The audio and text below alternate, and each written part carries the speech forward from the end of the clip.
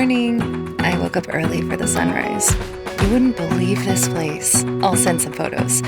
I miss you. Have a great day. Oh, and don't forget Levi has football practice today.